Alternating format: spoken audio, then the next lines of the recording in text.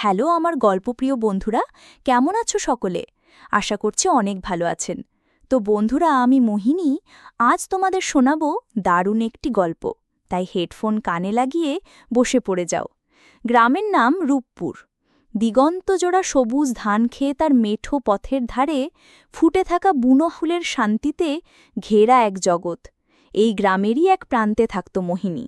টানা টানা চোখ, ঘন কালো চুল আর শ্যামলা মুখে এক অদ্ভুত মায়া নিয়ে সে ছিল যেন গ্রামেরই প্রতিচ্ছবি।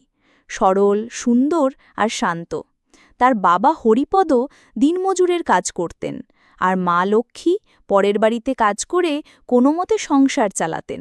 অভাব তাদের নিত্যসঙ্গী হলেও মোহিনীর চোখে ছিল একরাশ স্বপ্ন। প্রতি রাতে দাওয়ায় বসে সে যখন দূরের শহরের টিমটিমে আলো দেখত, তখন তার মনটা ডানা মেলে উড়াল দিত।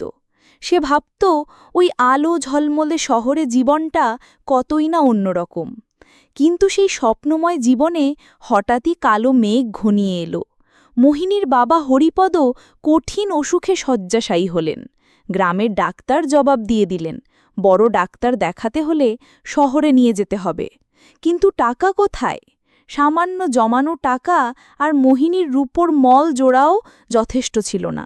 উপায় না দেখে গ্রামের এক পরিচিত কাকার মাধ্যমে মোহিনী শহরে কাজ করার সিদ্ধান্ত নিল। মায়ের শত আপত্তি আর চোখের জলকে সঙ্গী করে সে কলকাতার ট্রেনে চড়ে বসল। জানালার বাইরে সোনালু গ্রামটা যখন একটু একটু করে মিলিয়ে যাচ্ছিল, তখন তার বুকটা ভয়ে আর উত্তেজনায় কাঁপছিল। সে কি জানত এই শহর তার জীবনকে কোন খাতে বয়ে নিয়ে যাবে? কলকাতা শহরটা যেন এক বিশাল দৈত্য, কোলাহলপূর্ণ, ব্যস্ত আর অচেনা। হাওড়া স্টেশনে নেমে মোহিনীর মাথা ঘুরে গেল। তার কাকা তাকে শহরের এক অভিজাত এলাকা বালিগঞ্জে এক বিশাল বাড়িতে নিয়ে এলেন। বাড়ির নাম শান্তিনিবাস, চৌধুরী বাড়ি। বাড়ির কর্ত্রী মিসেস শর্মিলা চৌধুরী ছিলেন একজন রাশভারী মহিলা। তিনি মোহিনীকে আপাদমস্তক মেপে নিয়ে বাড়ির কঠিন নিয়মকানুন বুঝিয়ে দিলেন।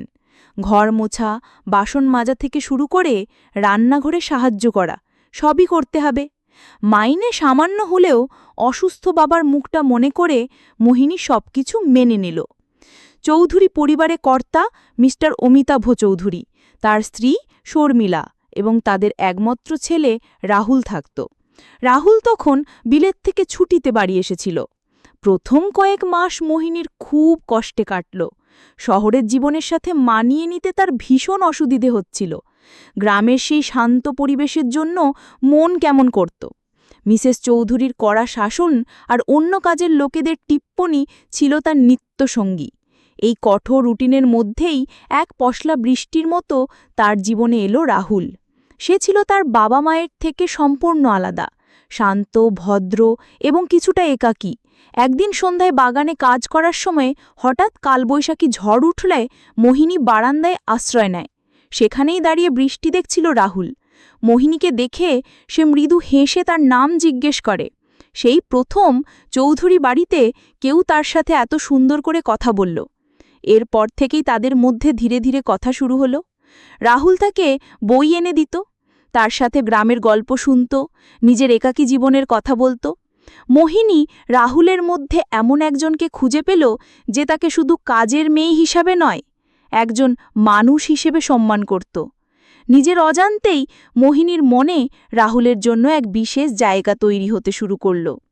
তাদের সম্পর্কটা গভীর হতে বেশি সময় লাগল না। রাতের নিস্তব্ধতায় তারা লুকিয়ে দেখা করত। রাহুল তাকে গিটার বাজিয়ে গান শোনাত, তার বিলেতের গল্প বলত। একদিন রাতে আবেগের এক মুহূর্তে রাহুল মোহিনীর হাত ধরে বলল, মোহিনী, আমি জানি না এটা কিভাবে হলো, কিন্তু আমি তোমাকে ভালোবেসে ফেলেছি। তোমার সরলতা, তোমার সত্যতা আমাকে মুগ্ধ করে। আমি জানি আমাদের মধ্যে অনেক তফাত, কিন্তু ভালোবাসা তো কোনো বাধা মানে না। মোহিনীর চোখে আনন্দাশ্রু চলে এলো। সেও তার ভালোবাসার কথা স্বীকার করল। সেই রাতে তারা একে অপরকে প্রতিশ্রুতি দিল, কোনোদিন একে অপরকে ছেড়ে যাবে না। তাদের ভালোবাসা আরও গভীর হল। মোহিনী তার সর্বস্ব রাহুলকে উজাড় করে দিল, এই বিশ্বাসে যে এই ভালোবাসাই তার জীবনের সবচেয়ে বড় প্রাপ্তি।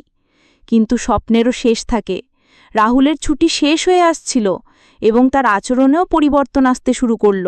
সে আগের মতো আর সময় দিত না, বন্ধুদের সাথে পার্টিতে ব্যস্ত থাকত। একদিন রাহুলের বন্ধুরা বাড়িতে এলে তাদের সামনেই রাহুল মোহিনীকে কাজের লোক বলে পরিচয় দিল। কথাটা একটা ধারালো ছুরির মতো মোহিনীর বুকে বিঁধল। এর কিছুদিন পরেই মিসেস শর্মিলা রাহুলের জন্য এক ধনী শিল্পপতির মেয়ে রিয়ার সাথে তার বিয়ে ঠিক করলেন। রাহুল মোহিনীকে বোঝানোর চেষ্টা করল যে সে শুধুমাত্র বাবা মায়ের মন রাখার জন্য এসব করছে, কিন্তু তার ভালোবাসা শুধু মোহিনীর জন্যই। ঠিক এই সময়টাতেই মোহিনী বুঝতে পারল সে মা হতে চলেছে। তার শরীরে রাহুলের ভালোবাসার চিহ্ন। সে ভেবেছিল এই খবরটা শুনে হয়তো রাহুল সব বাধা অগ্রাহ্য করে তাকে গ্রহণ করবে, কিন্তু তার ভাবনা ভুল ছিল। এক রাতে যখন সে রাহুলকে এই খবরটা দিল, তখন রাহুলের মুখ ভয়ে ফ্যাকাশে হয়ে গেল।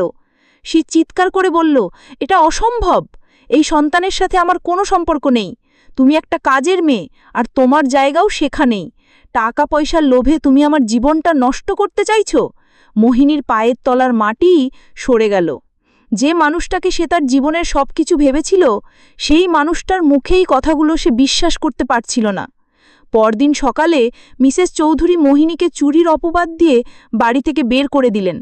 অসহায় গর্ভবতী মোহিনী যখন শেষবারের মতো রাহুলের দিকে তাকালো, তখন রাহুল মুখ ফিরিয়ে নিল। তার চোখে ছিল শুধু ঘৃণা আর অবহেলা। কলকাতা শহরের রাস্তায় একা নিঃস্ব মোহিনী কোথায় যাবে, কি করবে কিছুই বুঝতে পারছিল না, কিন্তু তার গর্ভের সন্তান তাকে বাঁচার নতুন প্রেরণা দিল। সে হার মানবে না, তার সন্তানের জন্য তাকে বাঁচতে হবে। অনেক কষ্টে সে একটা বস্তি এলাকায় একটা ছোট ঘর ভাড়া নিয়ে চায়ের দোকানে বাসন মাজার কাজ নিল। সারা দিন হাড়ভাঙা খাটুনির পর সে যখন ঘরে ফিরত, তখন তার শরীর আর চলত না, কিন্তু সে দাঁতে দাঁত চেপে সব কষ্ট সহ্য করত। কয়েক মাস পর মোহিনীর এক ফুটফুটে ছেলে হলো। সে তার নাম রাখল আকাশ। আকাশকে ঘিরেই তার নতুন পৃথিবী তৈরি হলো। দিনরাত পরিশ্রম করে সে ধীরে ধীরে নিজের ভাগ্য বদলতে শুরু করল। চায়ের দোকান থেকে কাপড়ের দোকানে কাজ, তারপর সেলাই শিখে নিজের ছোট একটা ব্যবসা। তার সত্যতার পরিশ্রমে সেই ব্যবসা একদিন বড় হলো। যে মোহিনী একদিন চৌধুরী বাড়িতে কাজ করত, সে আজ নিজের পায়ে দাঁড়িয়েছে। তার ছেলেকে শহরের একটা ভালো স্কুলে ভর্তি করিয়েছে। প্রায় 10 বছর পর একদিন মোহিনী তার ছেলের স্কুলের সামনে অপেক্ষা করছিল। হঠাৎ একটা দামি গাড়ি তার সামনে এসে থামল। গাড়ি থেকে যে নামল, তাকে দেখে মোহিনীর বুকের ভিতরটা কেঁপে উঠল। রাহুল, তার চেহারায় বয়সের ছাপ, আগের সেই জৌলুস আর নেই। মোহিনীকে দেখে তার চোখেও ফুটে উঠল বিস্ময় আর গভীর অপরাধবোধ। রাহুল কাঁপা কাঁপা গলায় জিজ্ঞেস করল, মোহিনী, তুমি এখানে? মোহিনী শান্ত কিন্তু দৃঢ়ভাবে উত্তর দিল, হ্যাঁ, আমার ছেলের জন্য অপেক্ষা করছি। ঠিক তখনই আকাশ দৌড়ে এসে মোহিনীকে জড়িয়ে ধরে বলল, মা চলো বাড়ি যাই। রাহুল অপলক দৃষ্টিতে আকাশের দিকে তাকিয়ে থাকল। তার চোখ দিয়ে জল গড়িয়ে পড়ল। সে ফিসফিস করে জিজ্ঞেস করল, ও কি আমার? মোহিনী তাকে কথা শেষ করতে দিল না। সে আকাশের মাথায় হাত রেখে বলল, না, ও শুধু আমার ছেলে, আমার আকাশ। ওর পরিচয়ের জন্য কোনো চৌধুরী পদবীর দরকার নেই। এই বলে মোহিনী তার ছেলের হাত ধরে নিজের নতুন জীবনের পথে এগিয়ে গেল। পেছনে পড়ে রইল রাহুল, তার অসম্পূর্ণ ভালোবাসা আর একরাশ অনুশোচনা নিয়ে। মোহিনী সেদিন বুঝতে পেরেছিল সে রাহুলকে হারিয়ে আসলে নিজেকে খুঁজে পেয়েছে। যে ভালোবাসা আত্মসম্মান কেড়ে নেয়, তা ভালোবাসা নয়।